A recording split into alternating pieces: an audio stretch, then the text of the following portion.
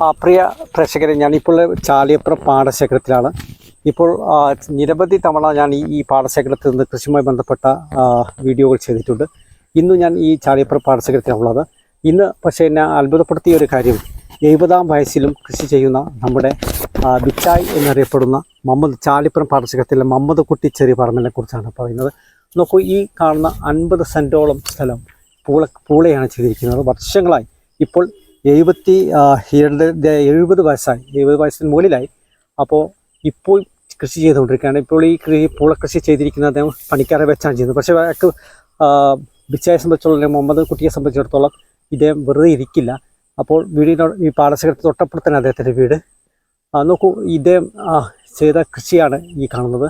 വർഷങ്ങളായി 35 വർഷത്തിലധികമായി ഇദ്ദേഹം കൃഷിയുടെ ഈ പാടശേഖരങ്ങളിൽ സ്ഥിരം കൃഷിക്കാരനാണ്.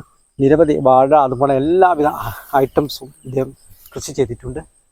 നോക്കൂ, നമ്മളിപ്പോൾ കാണുന്നത് അദ്ദേഹത്തിൻ്റെ പാടശേഖരമാണ്. ഇദ്ദേഹം പറയുന്നത് ഇപ്പോൾ ഈ വയസ്സുകാലത്ത് ഇപ്പോൾ വടി കുത്തിയാണ് നടക്കുന്നത്. നോക്കൂ, അതേപോലെ വടി പിടിച്ചാണ് നടക്കുന്നത്. പണിക്കാരെ വെച്ചാണ് ഇപ്പോൾ ഈ കൃഷി ചെയ്തിരിക്കുന്നത്.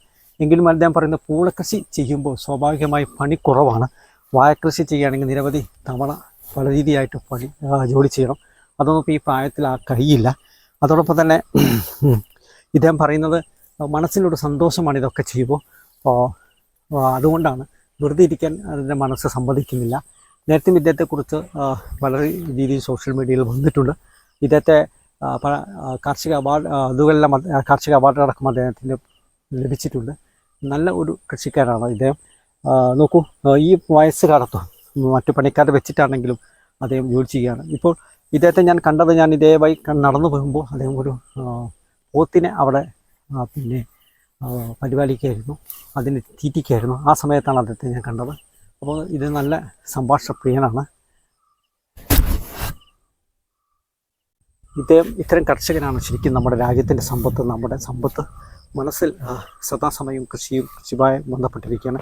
മാത്രമല്ല നല്ലൊരു മോട്ടിവേഷൻ, പ്രചോദനാത്മകമാണ് ഇത്തരക്കാരുടെ ജീവിതം.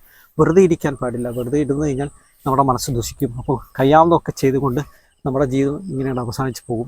എന്നാൽ നല്ലൊരു മോട്ടിവേഷണൽ തോട്ട്സാണ്, ചിന്തകളാണ് ഇദ്ദേഹത്തെ പോലെ കർഷകർ നമുക്ക് പകർന്നു തരുന്നത്. അതുതന്നെയാണ് ഈ വീഡിയോയുടെ വലിയ പ്രാധാന്യം.